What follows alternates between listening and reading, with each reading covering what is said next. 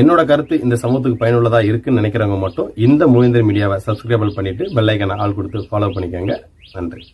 சேகரனாரின் நினைவு நாளை மதுரை அரசு சட்டக்கல்லூரி மாணவர்கள் ஒவ்வொரு ஆண்டும் மிக சிறப்போடு எடுத்து நடத்தி வருகிறார்கள்.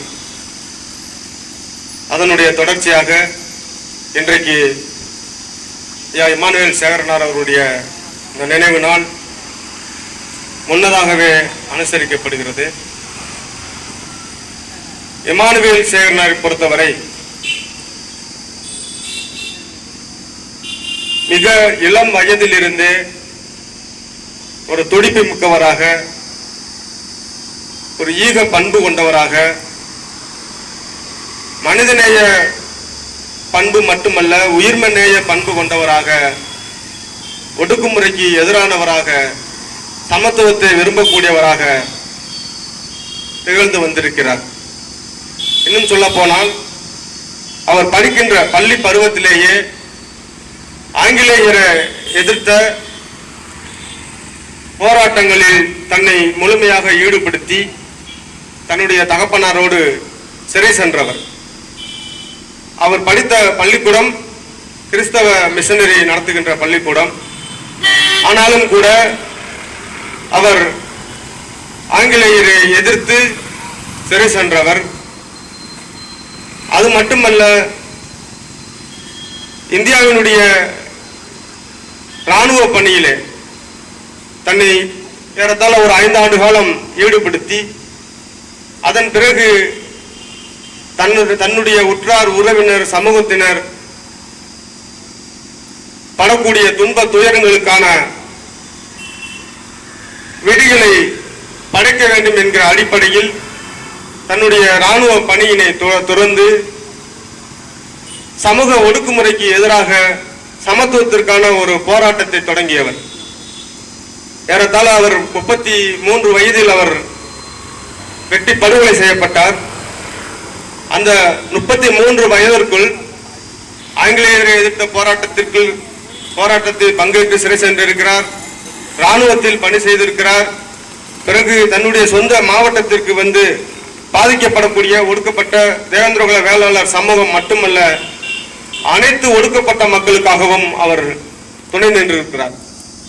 அதுபோல இரட்டை டம்ளர் ஒழிப்பு உள்ளிட்ட தீண்டாமை கொடுமைகளுக்கு எதிராக, பாகுபாட்டுகளுக்கு எதிராக அருப்புக்கோட்டை மற்றும் சில இடங்களில் மாநாடுகளை நடத்தியிருக்கிறார். அவர் பூவைசிய இந்திரகுல வேளாளர் சங்கத்தினுடைய செயலாளராக இருந்திருக்கிறார். அந்த சங்கம் இப்பொழுது 100ஆண்டை நிறைவு செய்திருக்கிறது. அந்த சங்கத்தினுடைய நோக்கங்களை எல்லாம் நாம் எடுத்து படித்து பார்த்தோமே ஆனால் ஏறத்தாழ 100 ஆண்டுகளுக்கு முன்பே அவ்வளவு முற்போக்கான பல அம்சங்களை அதில் நோக்கங்களாக கொண்டு வந்திருக்கிறார்கள். ஐயா பேரவையூர் பெருமாள் பீட்டர் அவர்களும் தியாகி இமானுவேல் சேகரனார் அவர்களும் இந்த சமூகத்தின் கடைசி ஒரு மனிதன் இருக்கின்ற வரை நினைத்து பார்க்கக்கூடிய, போற்றக்கூடிய அளவில் மிகப்பெரிய ஈகங்களை, அறப்பணிகளை செய்திருக்கிறார்கள். இமானுவேல் சேகரனாருடைய இந்த நினைவு நாளை நாம் ஆண்டுதோறும் கொண்டாடுவது என்பது ஒரு வழக்கமாக, ஒரு சம்பிரதாயமாக இருக்கக்கூடாது.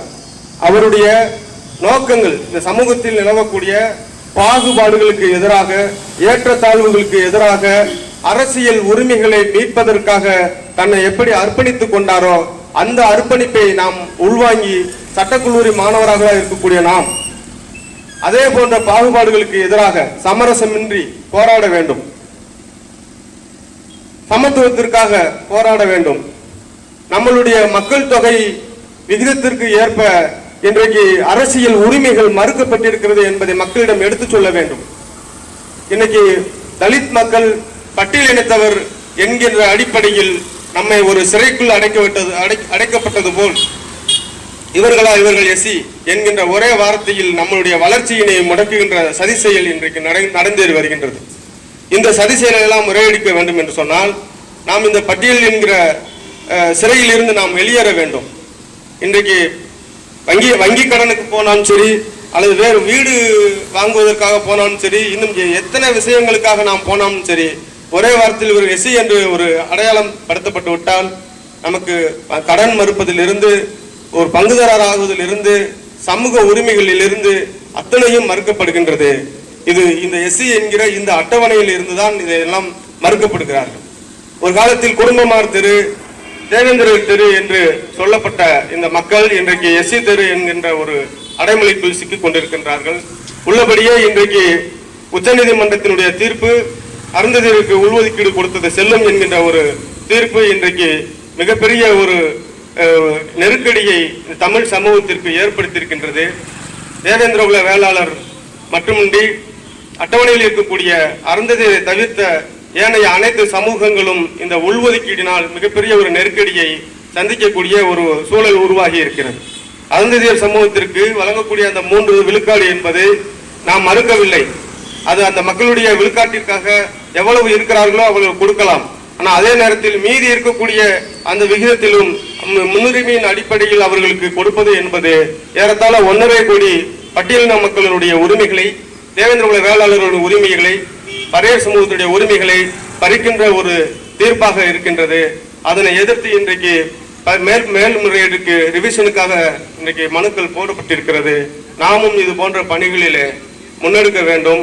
இந்த சமூகத்தினுடைய உரிமை எந்த அடிப்படையில் சதித்திட்டத்தால் பறிக்க நினைத்தாலும் அதனை நாம் முறியெடுக்க வேண்டும் என்ற இந்த நேரத்திலே நாம் உறுதியேற்று நான் என்னுடைய உரையை நிறைவு செய்கிறேன். நன்றி, வணக்கம். கொஞ்சி தமிழார் புலர்வேனை என்ற முத்தமிழ் சங்கம் வளர்த்த தமிழ், அந்த தமிழ் வளர்ந்தது குமரி கண்டமாக இருந்தாலும் மேட்டு பகுதிக்கு வந்த பாண்டிய மன்னர்கள் வானூர் குமடி நீண்ட முதல் மல்லன் மூதூர் வயவேந்தே என்ற இலக்கிய காப்பியத்தின் அடிப்படையில் பெரும் நகரத்தை கட்டி ஆண்ட இந்த மதுரை, இந்த மருதன் துறையில் நெஞ்சுறுதி கண்டு நெருப்பு நதியை நீந்தி என்னுடைய ரத்தம் இந்த மண்ணில் அறுக்கப்படவில்லை, இந்த பூமியில் விதைக்கப்பட்டுள்ளது என்று 1957 பரமக்குடி வீதியிலே பழந்தமிழர் பாண்டியர் அரசை கட்டி எழுப்புவதற்காக உயர்ந்திருந்த ஐயா தியாகி இம்மானுவேல் சேகரனுடைய 67வது நினைவு தினம் இன்று. தமிழர் தேசிய அரசியலை முன்னிறுத்தி இங்கு களமாட காத்து கொண்டிருக்கும், துடித்து கொண்டிருக்கும் நண்பர்க்குரிய உறவுகள் ஐயா ராசா கிருஷ்ணன் அவர்களே, ஐயா மூக்க நம்பளன் அவர்களே, தம்பி முத்துப்பாண்டி அவர்களே, ஐயா வடிவேல் ராவணன் அவர்களே, என்னோடு களமாடி கொண்டிருக்கும் என் நண்பர்க்குரிய தம்பி சக்திவேல் பாண்டியன் அவர்களே, என் தம்பி தினேஷ் மலர் அவர்களே, இந்த பெரும் விழாவை ஏற்பாடு செய்து பல துயரங்களுக்கு மத்தியிலே 20ஆம் நூற்றாண்டு தொடக்கத்தில்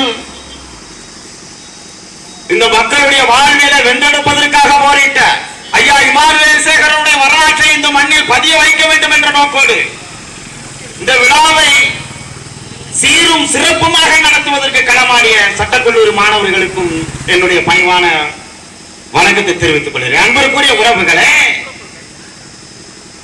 சாதியத்தினுடைய வாக்குகளை உடைத்தறிவதற்காக அந்த மண்ணில் போராடியவர், சொல்லுகளே வளர்ந்த பெருமகன், அங்கே வளர்ந்த பெருமகன், வாழ்ந்த பெருமகன், அவருடைய வாழ்நாள் என்பதில் அன்புக்குரிய உறவுகளே வெறும் 32 ஆண்டுகள் மட்டுமே வாழ்ந்தார். தன்னுடைய சுதந்திர வேட்கையை இந்த மண்ணில் அவர் அறுத்தறிய வேண்டும், வெள்ளையிலே விரட்ட வேண்டும் என்ற நோக்கோடு தன்னுடைய 18வது வயதில் வெள்ளையிலே வெளியேறு என்ற முழக்கத்தை முன்வைத்து போராடி சிறை சென்றவர் ஐயா தியாக இம்மானுவேல் சேகரன். 7 மொழிகளை கற்றுத்தந்தவர், கால்பந்து வீரனான 7 மொழிகளை கற்றறிந்து இந்த மண்ணில் அடுத்த தலைமுறைக்கான அரசியல், இந்த மண்ணிலே பல்வேறு வடகளுடைய வடையெடுப்புக்கு பிறகு தமிழ் சாதிகள் எல்லாம் துண்டாடக்கப்பட்டு முட்டி போதவிட்டு அந்த திட்டமிட்ட சாதி வரிய கும்பலுடைய ஆதிக்கத்தை உடைத்தெறிய வேண்டும், சாதிய ஆதிக்கத்தை உடைத்தெறிய வேண்டும் என்பதற்காக இந்த மண்ணில் போராடியவர் மகன் ஐயா தியாகி இம்மானுவேல் சேகரன். என் அன்பிற்குரிய உறவுகளே, கடந்த கால வரலாற்றை மறைத்து இந்த மண்ணில் தமிழ் தேசிய அரசியலை வென்றெடுக்க வேண்டும் என்றால் தியாகி இம்மானுவேல் சேகரனுடைய வாழ்வியலை அடுத்த தலைமுறைக்கு நான் நகர்த்த வேண்டும். என் அன்பிற்குரிய உறவுகளே, நகர்த்த வேண்டும். அதனால் நாங்கள் சொல்லுகிறோம், இந்த இந்த மண்ணில் தமிழ் தேசிய அரசியலை வென்றெடுக்க வேண்டும் என்றால் ஐயா தியாகி இமானுவேல் சேகரனுடைய வாழ்வியலை நம் பாடத்திட்டத்தில் கொண்டு வந்து அடுத்த தலைமுறைக்கான ஒரு அரசியலை வென்றெடுப்பதற்கு நாம் எல்லாம் சபதம் இருக்க வேண்டும். அன்புக்குரிய உறவுகளே, தமிழ் சாதி சொந்தங்களே, சமூகத்தில் தமிழர் வரலாற்றை நிலை செய்ய வேண்டும் என்ற நோக்கமும் கடமையும் எமக்கு இருக்கிறது. அந்த கடமையை நிறைவேற்ற வேண்டும் என்றால் நாங்கள் தமிழர் அரசியல் தமிழர் வரலாறை நாங்கள் நிவர்த்தி செய்ய வேண்டிய காலகட்டத்தில் இருக்கிறோம். எவருடைய வரலாறு திருடும் நோக்கம் எமக்கல்ல, சான்றுகள் மட்டுமே இங்கே பேசுகிறது. என் அன்பான உறவுகளே, யாரும் பாண்டியர் என்று பேசலாம், சேரன் என்று பேசலாம், சோழர் என்று பேசிக் கொள்ளுங்கள். ஆனால் எமக்கான வரலாற்று பாதையை குறிப்பிட வேண்டாம். யாரெல்லாம் இந்த மண்ணில் பாண்டியர் என்று பேசுகிறீர்களோ அவர்கள் சான்றுகளோடு இல்லைங்கள், வாருங்கள் விவாதிப்போம். அதை தவிர்த்து மீண்டும் வந்தேறி வருக படையெடுப்பு அந்த கூட்டத்திலே வந்த இந்த பாண்டியர்களுடைய வீழ்ச்சிக்கு முழு காரணமாக இருந்தது அந்த பாலை நில மரபுரிமை.